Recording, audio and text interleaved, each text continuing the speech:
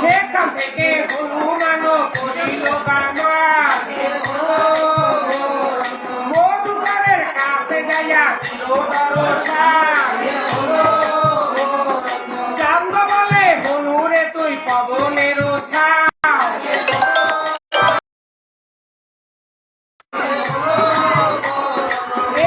বলিয়া চান্দ জলের মধ্যে ভাসে হনুমান ডালিতে দিল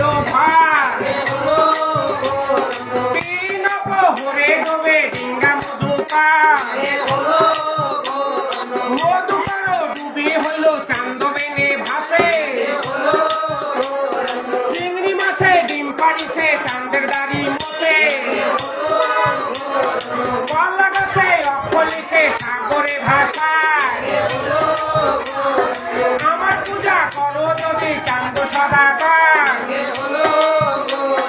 চোদ্দ ডিঙ্গা বাবাইয়া দেব তোমায় ঘর অক্ষর পড়িয়া চান্দ প্রস্তাব করিয়া আলো বালো করে চান্দ জলে ঝাঁপো দিয়া সুবর্ণের কলসি পাতা জলেতে ভাষায় কলসিতে ভর করিয়া পারে চলে যায় দিবস হইয়া উঠি দিয়া যায় চতুর্দশে পদ্মাবতী সেইখানেতে যায় এক হাত বস্ত্র দিল দেবী বিশ্বহরি তরস করিয়া চন্দ করে চারে চারি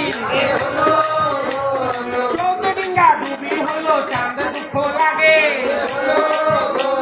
পদ্মারে যে গালি পারে যত লয়ে মনে